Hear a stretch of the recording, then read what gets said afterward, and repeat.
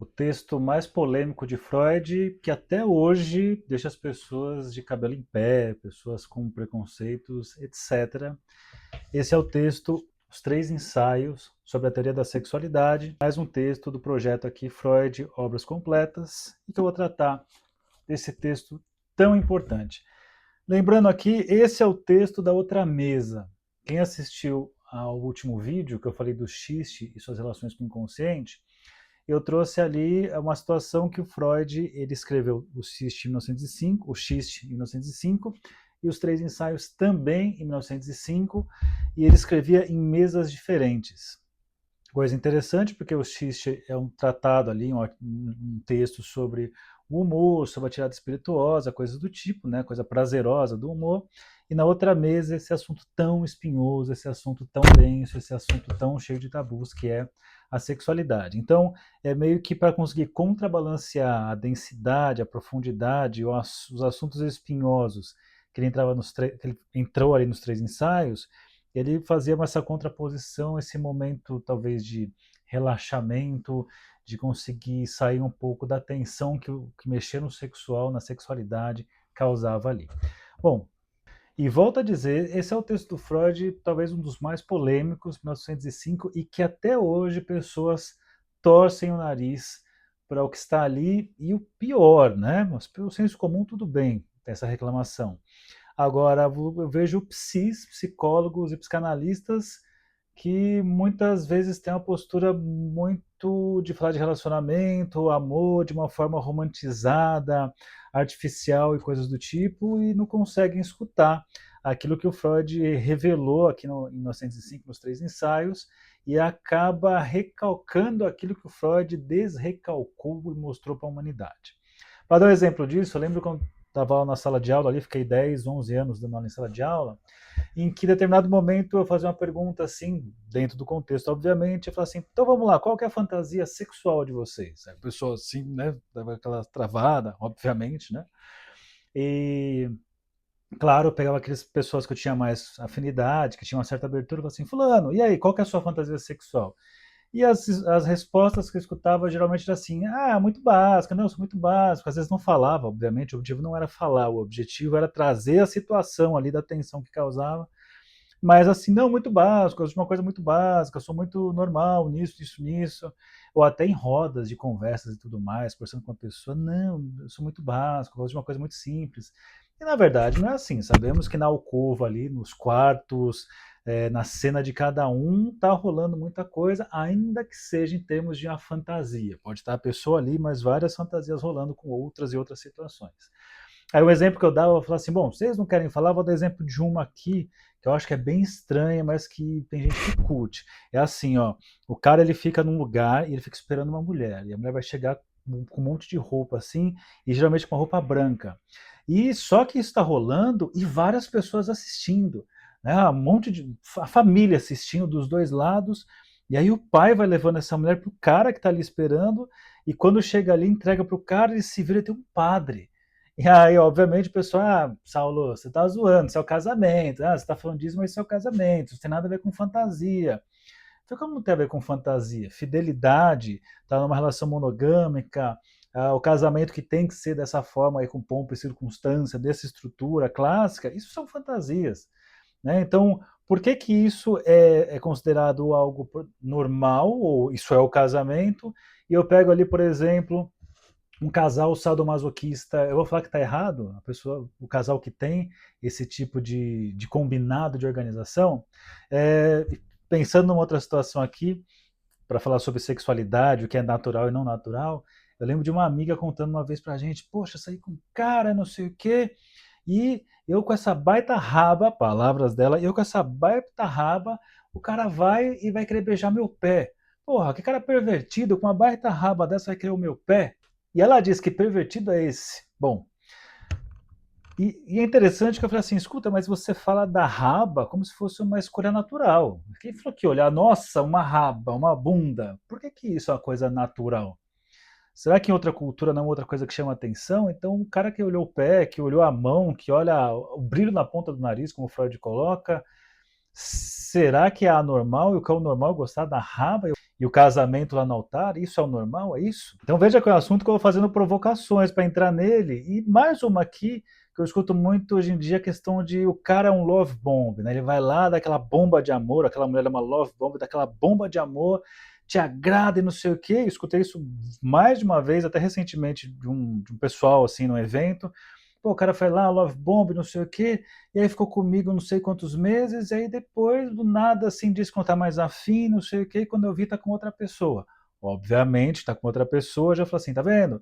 Ele só fez isso porque ele é um narcisista, ele só manipulou, e na hora que não precisava mais manipular, ele foi lá e foi escolher uma próxima vítima.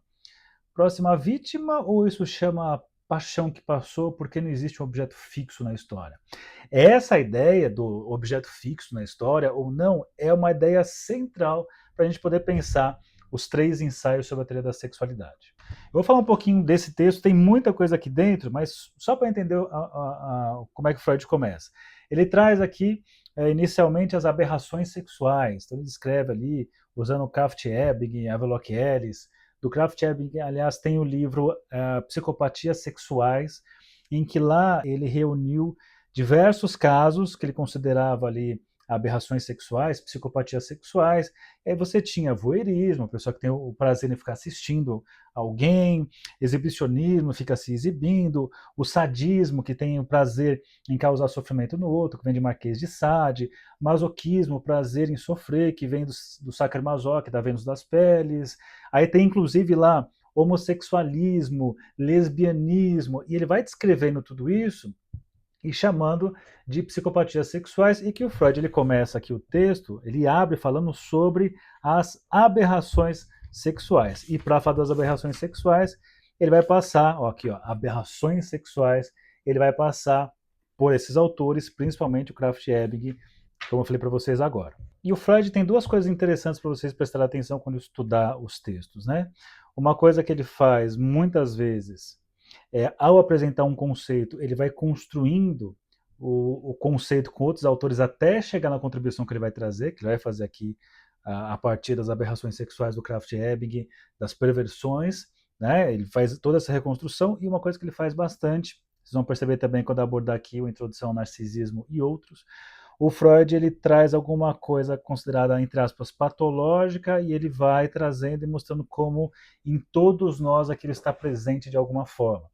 Então ele traz aquilo que seria patológico para aquilo que é o comum, todos nós temos isso. Ele vai explicar essa parte do Kraft-Ebing, das psicopatias sexuais, ele vai falar sobre tipos de desvio e ele traz uma parte de desvios relativos à meta sexual. Ele diz assim, ó, considera-se meta sexual normal a união dos genitais, no ato denominado copulação, que leva à resolução da tensão sexual e temporário arrefecimento do instinto sexual, satisfação análoga à saciação da fome.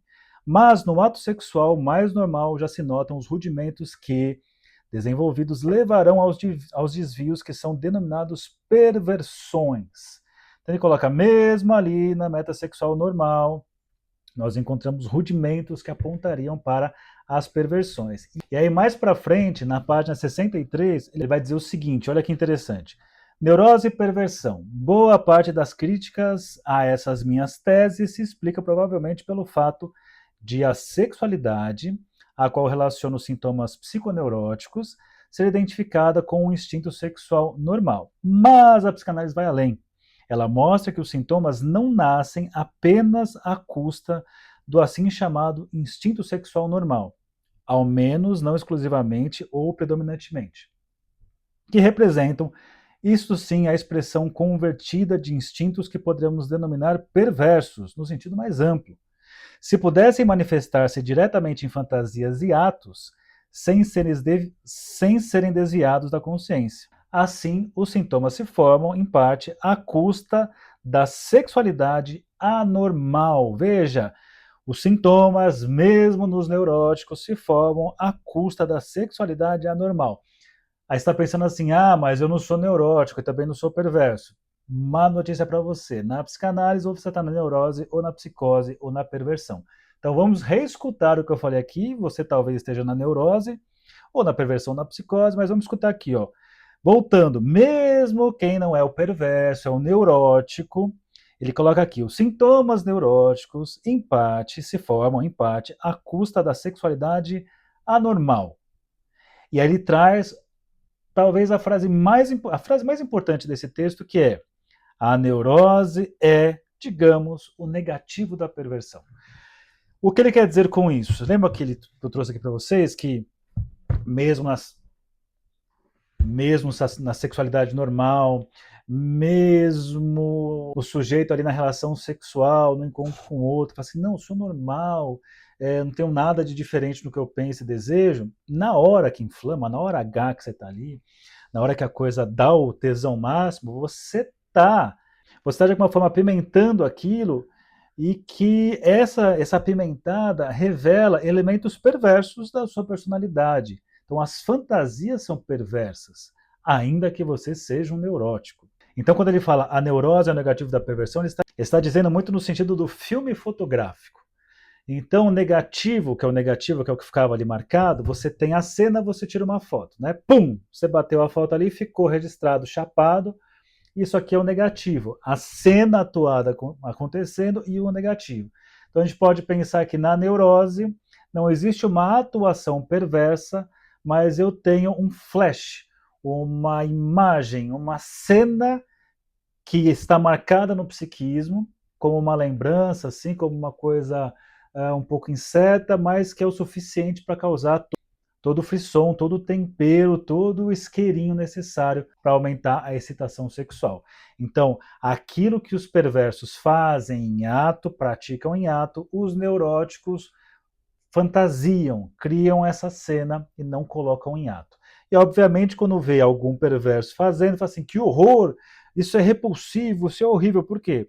Porque a atuação do perverso revela a fantasia inconsciente do neurótico. E o neurótico não quer ser descoberto. Por isso, quando eu pergunto, qual que é a sua fantasia sexual? Ah, eu não tenho, a minha é muito básica. Uhum. Na verdade, é essa forma de não assumir esse desejo sexual, essa fantasia perversa. Mas não é simples assim, a pessoa escolhe não fazer isso. Tem a ver com algo mais complexo, que é a própria estrutura do psiquismo, com a questão do recalque, que eu vou chegar daqui a pouco, caminhando aqui no texto. Vamos começar a construir esse raciocínio do porquê que aconteceria isso, né? Esse tempero, essa fantasia perversa e tudo mais. Para entender isso, o Freud ele vai fazer uma coisa importantíssima que foi fundamental e que mudou os rumos da humanidade, quando ele pensa a sexualidade não como uma coisa natural, mas como uma coisa pulsional. Só que temos um problema nessa tradução. Vamos lá pegar essa tradução. Eu, apesar de achar lindo esse livro da Companhia das Letras, adorar como ele é feito, tem uma tradução aqui que é muito ruim, que traduz tribe, que é, né, seria a pulsão por instinto. Aí tem treta de tradutor, aí o tradutor Paulo César vai dizer, não, mas eu traduzo porque vai dar suas explicações, enfim, mas você vão ter outros tradutores vão pensar de outra forma. O problema do instinto é que traz uma ideia de natural.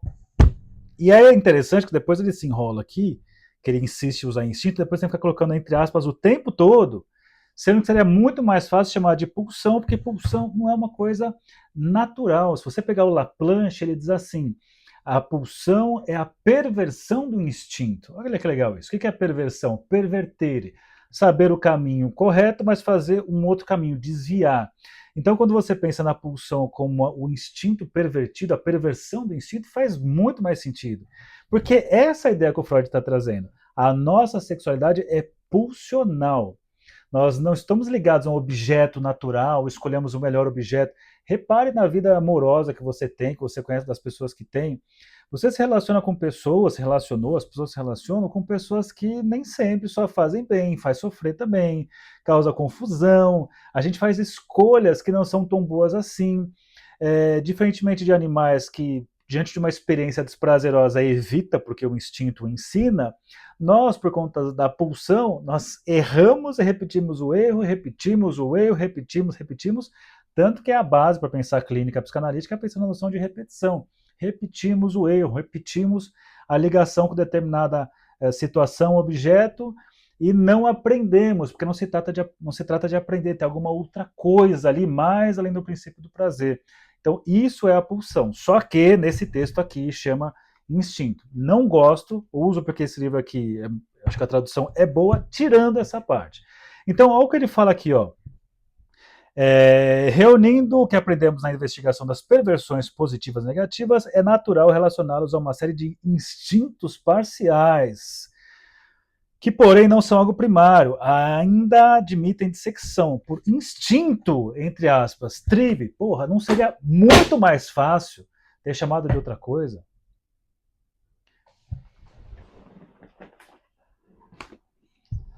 Enfim, a ideia, então, isso é muito importante, quando ele traz que a nossa sexualidade não é instintiva, pensando em Freud, né? Não é pelo instinto, mas pela tribe, pela pulsão, isso significa que as nossas escolhas amorosas, escolhas sexuais, os nossos objetos amorosos, não são naturais. Ele vai até além, ele coloca assim, que o elemento mais variável da pulsão é o objeto. Isso ele vai falar mais para frente nas pulsões e seus destinos, em que ele fala que o elemento mais variável da pulsão é o objeto. Se o elemento mais variável é o objeto, é o que menos importa a sua qualidade natural. É muito mais algo que é eleito por conta da experiência de prazer que vai ser possibilitada graças àquele objeto. Então imagine você que sofre, eu fui deixado, eu fui deixada, a pessoa me amava, deixou de me amar, é um narcisista. Não, ele fez, ela fez a escolha de objeto, a ligação pulsional. E uma hora de fato perde sentido, desloca, passa para outra coisa, assim como é para você. Então essa coisa de, então uma vez que a pessoa gosta de mim tem que gostar para sempre? Não, como assim vai gostar para sempre, não vai desapaixonar, coisas do tipo?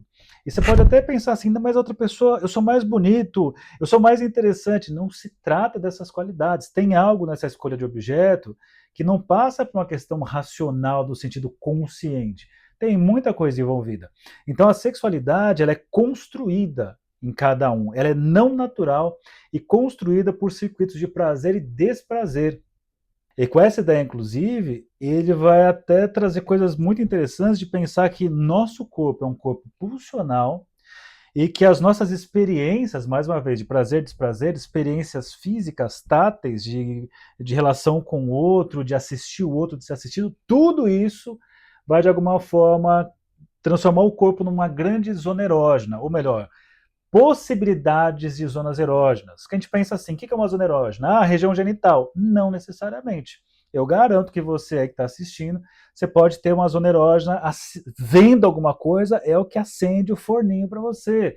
Ser assistido acende o forninho. Se falar no pé do ouvido, que causa aquele acender do forninho. Então, por conta dessa questão pulsional, e esse pulsional ser determinado das experiências de prazer e desprazer, e mais, vai complicar, porque tem as fantasias, não necessariamente foi algo da ordem do experimentado, do empírico, porque tem o empírico, mas tem a interpretação via fantasia. Tudo isso vai construir a forma como nós sentimos prazer e temos zonas erógenas no nosso corpo. E para entender melhor nisso, lá na frente, olha o que ele diz aqui, na página 68. Na neurose obsessiva é mais patente a significação dos impulsos que criam novas metas sexuais e parecem independentes das zonas erógenas. Entretanto, no prazer em olhar e no exibicionismo, o olho corresponde a uma zona erógena. Olha só, tá vendo? Então, tudo pode ser zona erógena, não só a genitália. E para amarrar essa ideia das zonas erógenas e tudo mais, na 98 tem o segundo grande conceito. O primeiro foi a neurose negativa da perversão, e o segundo que é aqui, ó, predisposição polimorficamente perversa. É instrutivo que a criança, sob a influência da sedução, possa se tornar polimorficamente perversa, ser induzida às extensões possíveis. Que todos nós somos seres dotados, desde criança, a criança é polimorficamente perversa, predisposição, ou seja, predisposto, está ali, a disposição pode acontecer, só está esperando, polimorficamente, de muitas formas, pode ser em várias maneiras, partes do corpo, cenas, etc., perversa, o desvio da meta sexual. Porque se a gente for pensar, quando ele traz aqui o Krafft-Ebing, ele fala, a meta sexual que ele coloca, é o encontro genital, a procriação, etc. Bem aquela coisa igrejinha, né? Aí quando ele vai construindo seu raciocínio, e aqui na página 98 ele já avançou muito, já mostrou a questão da pulsão, e não do instinto, mas da pulsão. Ele coloca então essa busca pelo prazer, pelo simples prazer, que seria a sexualidade desviante ou perversa. Ele fala, isso está presente numa criança, desde sempre. Para pensar no exemplo disso, eu posso pensar no chuchar. O que é o chuchar? É a criança mamando no peito, primeiro ela está se alimentando, ou seja, tem um prazer da alimentação, só que mesmo depois de estar satisfeita, saciada, ela continua mexendo a boca porque simplesmente é prazeroso. É o prazer no ato de ficar mexendo a boca, encostando no seio. O Freud coloca, ali está a sexualidade infantil. E se a gente for pensar que tudo que é sexualidade e que desvia da meta do encontro genital é perversa, então é uma ação perversa da criança nesse sentido. E veja, apesar dele falar da criança que ela é só sob influência da sedução, ele falando assim, ó, é evidente que não se requer a sedução para despertar a vida sexual da criança, que esse despertar também pode ocorrer espontaneamente por causas internas. Ou seja, todos nós, ainda crianças, temos essa disposição perversa polimorfa e vamos ter essas experiências de erogenização do corpo, será que existe essa palavra? De transformar o corpo em várias zonas erógenas, isso fundado por experiências e criação de fantasias. Aí você fala assim, não concordo porque eu não lembro. Maravilha, mais para frente Freud vem aqui e ele traz um conceito importantíssimo que é a amnésia infantil. O que é a amnésia infantil?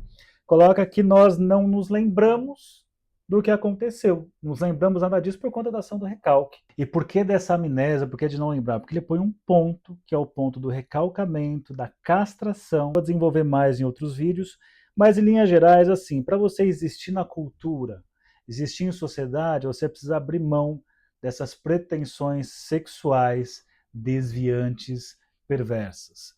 Então, o recalque é justamente a ação que vai pegar essas coisas todas que a criança vivia, vivenciava, perversas, vai recalcar isso e fica só como uma lembrança, um negativo. Só que é aquela lembrança que não pode ser lembrada porque causa um desprazer gigantesco. Imagine que você agora no carnaval, você vai conhecer uma pessoa, vai se apaixonar, vocês vão ficar, transar loucamente, fazer várias coisas inacreditáveis, e vocês vão se curtindo nesses dias de carnaval, e um lembra do outro, o outro lembra do um, e pensando, nossa, é demais, cada coisa que a gente vive e tudo mais, dominado por esses pensamentos, por essas lembranças, e aí, na quarta-feira de cinzas, vocês estão lá almoçando, essa aqui é meu pai, peraí, seu pai? Cara, mas esse é meu pai também, como assim? Aí vocês começam a conversar e descobre que seu pai tem duas famílias e vocês são irmãos por parte de pai e vocês fizeram tudo isso esses dias. Como é que você faz com essas lembranças todas? Você vai querer pegar, você vai dizer, ai, cara, eu quero me livrar dessas lembranças todas. Isso é para pensar a estrutura do recalque. Você vai lembrar disso e fazer um esforço gigantesco para ter que esquecer disso, porque é aversivo tudo isso.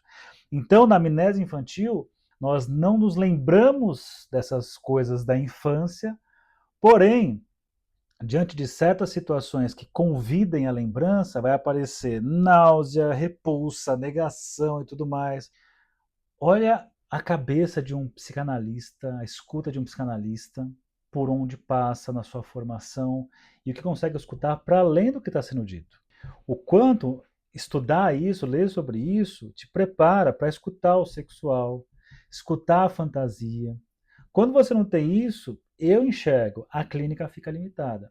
Quando eu dou supervisão, eu vejo a diferença de quem fica à vontade em entrar nesses assuntos e estuda, estudou, enfim, continua nisso, e aqueles que ainda encaram de uma forma muito sintomática e não conseguem avançar nisso. Já pensou um clínico que não consegue escutar isso? Isso sem dizer que até uma outra questão de clínicos importantes, que eu poderia desenvolver aqui, mas hoje não dá tempo, é pensar a questão de pagamento, dinheiro, que também entra nas equações sexuais que eu trouxe para vocês agora. E cabe até a lembrança daquela famosa frase que é atribuída a Freud, que diz assim, as questões de dinheiro são tratadas pelas pessoas civilizadas, né, as pessoas civilizadas, ou seja, que passa pela castração, tem o recalque e tenta apagar as suas práticas perversas, fica só como negativo ali. As questões de dinheiro são tratadas pelas pessoas civilizadas da mesma maneira que as questões sexuais, com a mesma incoerência, pudor e hipocrisia. E aí eu te pergunto, como é que você faz na sua clínica? Ou, né, você como psi, ou você escutado na sua análise, com incoerência e hipocrisia, ou você se aventura a passar a escutar pelas fantasias perversas que todos nós possuímos? Deixa aí nos comentários que vai me ajudar a pensar no próximo vídeo, que eu vou continuar falando mais um pouquinho dos 3 ensaios. E até lá!